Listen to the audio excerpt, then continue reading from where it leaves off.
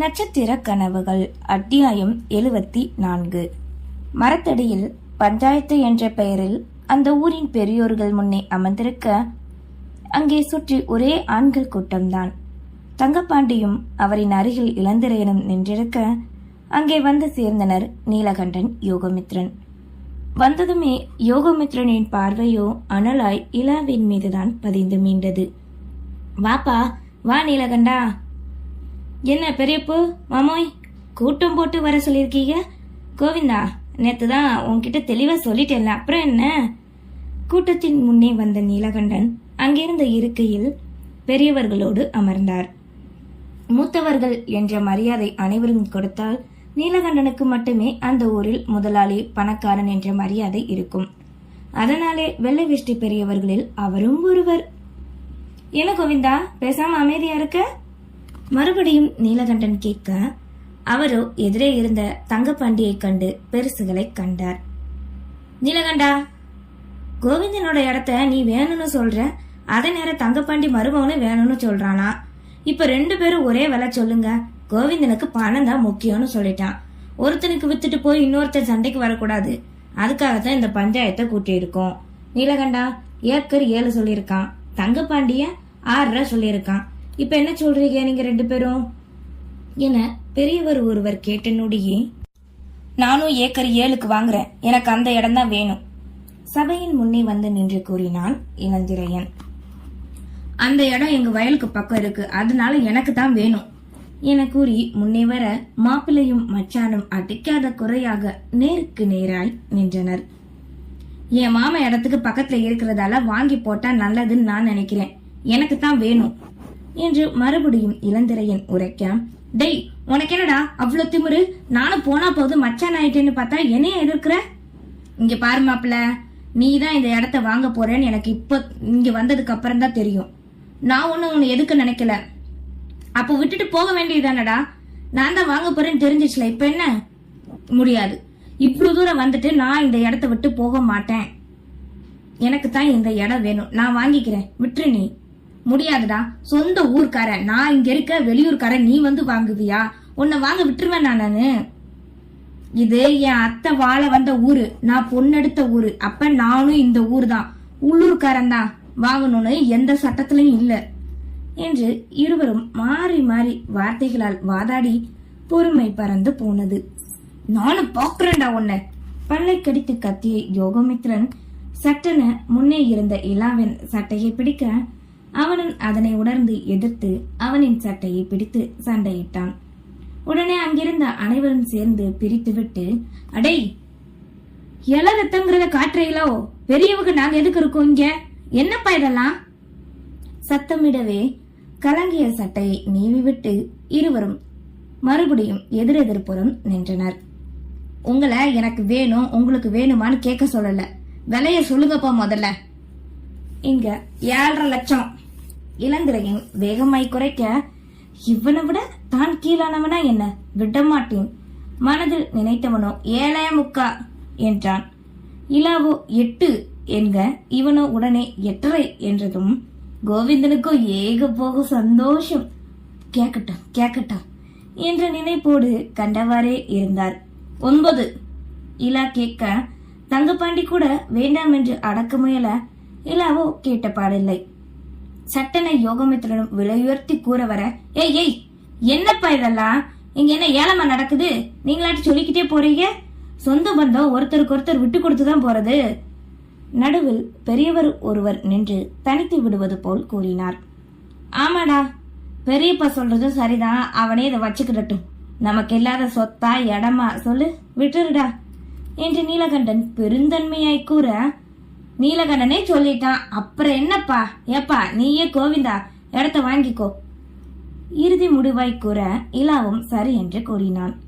வந்தவரை லாபம் என்ற எண்ணத்தில் கோவிந்தனும் சரி என்று சொல்லிவிட, கோபமாய் வீராப்போடு தோற்றுவிட்டோமே என்ற எண்ணத்தில் அங்கிருந்து சென்றான். வெற்றி கன்ற கலிப்பினை விட தன் மாமாவுக்காக வாங்கிய சந்தோஷம்தான் இளந்திரையனுக்கு.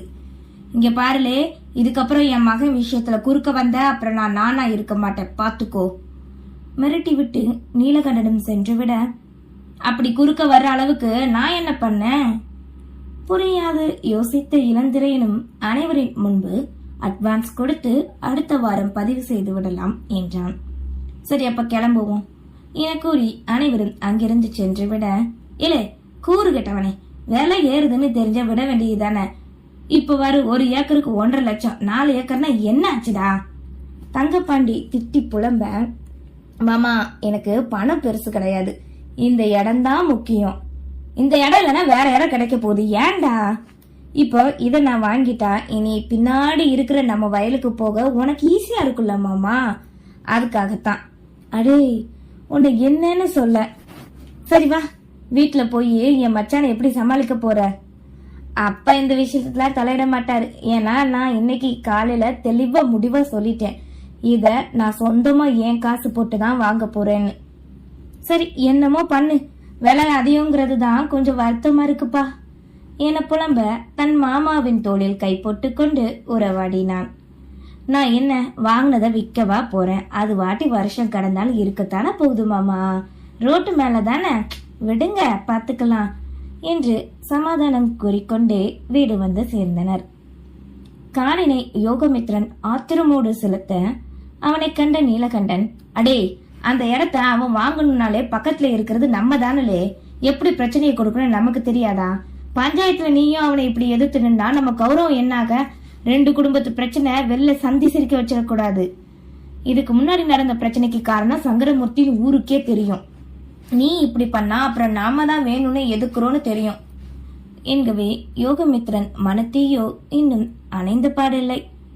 இதே ஆக்ரோஷம் இல்லாது முன்னால் இருந்த யோகமித்ரன் என்றால் தந்தை கூறியதற்கு எதிர்த்திருப்பான். ஆனால் இப்போது ஒரே ரத்தம் என்பதை நிரூபிப்பது போல் கொலை வெறியில் இருந்தான். ஆமா, பஞ்சாயத்து வந்ததுக்கு அப்புறம் நம்ம வாங்க நினைச்சது தெரிஞ்சதுன்னு சொன்னானா இதை நம்புற மாதிரி இல்லையே, வேணும்னு தானடா அவன் பண்ணியிருக்கான். ஒருவேளை யாராவது நம்ம வாங்க போறத சொல்லி இவன் குறுக்க வந்தானோ? யோசனையாய் தந்தை கூற, அப்படி யாருக்குமே நேத்து வர நம்ம வாங்க நினைச்சது தெரியாதேப்பா, நம்ம பேசும்போது கூட வீட்டுல வச்சுதானே பேசணும் என கூறிக்கொண்டிருக்கும் போதுதான் சட்டென மின்னல் வெட்டியது. அதையே நீலகண்டின் மனமும் நினைத்து, மருமகளா இருக்குமோ, நம்ம பேசும்போது கேட்டுட்டு தானே இருந்தா, காஃபி கொடுத்துட்டு கூடி போனாலே எங்க யோகமித்ரனுக்கோ அவள் குடும்பத்தாரின் மீது அவள் வைத்த பாசம் என்னவென்று நன்கு அறிந்தவன் தானே. இந்த நாள் வரையிலும் என் குடும்பம் என உருகி கொண்டுதானே இருக்கிறாள். என் மனைவியா இதனை செய்தால், அப்படியென்றால் என்னையே எதிர்த்திருக்கிறாளா? நினைத்தவனோ நேராக வீட்டின் முன்னே காரினை நிறுத்தி அனலோடு உள்ளே நுழைந்தான். அதே நேரம் இங்கே தன் செல்ல மகன் எழுந்து மெல்ல நின்று பட்டென்று கீழே விழ அந்த கொள்ளையடிக்கும் பேரழகு ரசித்துக் கொண்டிருந்தாள் இளையராணி. அதே நேரம் வேகமூற்றோடு கோபத்தோடு உள்ளே நுழைந்த கணவனை கண்டதும், என்னங்க வந்துட்டீங்களா, இங்க பாருங்க நம்ம பையனை எந்திரிச்சு நிக்க எப்படி பாக்குறான் பாருங்க, அப்படியே டொபுக்குன்னு டொபுக்குன்னு கீழே விழுகிறாங்க என சந்தோஷமோடு கணவனிடம் பகிர்ந்தாள். ஆனால் அவனோ அதனை இங்கே கேட்க வந்த வேகத்தோடு, உன் அண்ணன் என்ன நினைச்சிட்டு இருக்கான், நானும் போனா போகுது சொந்தம்னு பார்த்தா என்னைய எதிர்த்து குதிச்சுக்கிட்டு ஒவ்வொரு விஷயத்திலயும் பிரச்சனையை கொடுத்துட்டு இருக்கா, சொல்லி வை, அப்புறம் நான் ஏடா கூடமா ஏதாவது நடந்துச்சுன்னா என்ன சொல்லக்கூடாது. கச்சித்து கத்தவே தன்னவனின் கோப முகமே இப்போதுதான் கண்டாள். என்னங்க என்னாச்சு, எனக்கு ஒண்ணுமே புரியல. ஏன் அண்ணாவா, யாரு? குழம்பி போய் கேட்க, என்னடி தெரியாத மாதிரி கேக்குற, நீதானே உன் அண்ணன் அந்த இளந்தரையன் கிட்ட சொல்லி எட்டி விட்டுருக்க.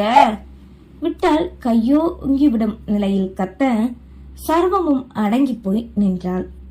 இருந்தாலும் தீராத குழப்பம் மனதில் ஓட மெல்ல பயத்தோடு, நானா, நான் எதுவுமே பண்ணலையே, நம்ம குழந்தை பிறந்ததுல இருந்து இது நாள் வர ஒரு தடவை கூட நான் யார்கிட்டயும் பேசினதே இல்லையேங்க. இங்க ஆகா ஆகா நொட்டிக்காதடி, உன் அண்ணனால இன்னைக்கு தான் நான் நினைச்ச விஷயத்துல தோத்து போயிட்டு வந்து நிக்கிறேன். கத்த அதுவரை விளையாடிய குழந்தையோ தந்தையின் சத்தத்தில் வீறிட்டு அழுதது. ஏற்கனவே சத்தம் கேட்டு உள்ளே வீட்டார்கள் நுழைந்திருக்க வேகமாய் சென்று தன் மகனை தூக்கி தட்டி கொடுக்க இன்னும் அதே அக்னியில் தான் எரிந்து கொண்டிருந்தான். பேராண்டி என்னப்பா வெளியில பிரச்சனை வந்தா அதை கட்டின பொண்டாட்டி கிட்ட போய் கத்திக்கிட்டு கிடக்க? சமாதான புறாவாக வேலம்மாள் பாட்டி முன்னே வர, வாங்க, இப்ப நீங்க இல்லாததா ஒரு குறை பாருங்க. உங்களை யார் இங்க குறுக்க வர சொன்னது? உங்க வேலையை மட்டும் இந்த வீட்டுல நீங்க பார்த்தா போதும். ஆமா ஆமா, மறந்துட்டேன. என்னதான் இருந்தாலும் அவன் தானே உங்க ரத்தம். அந்த வீட்டு உப்ப தின்னவங்க தானே நீங்க. ஆக்ரோஷத்தில் அறியாது பேசிவிட அனைவருமே அந்த நொடி திகைத்துத்தான் போனார்கள். ஏனென்றால் அது பெற்றவர்களுக்கே யோகமித்ரனின் முகம் புதுமுகமாகத்தான் தெரிந்தது. நன்றி.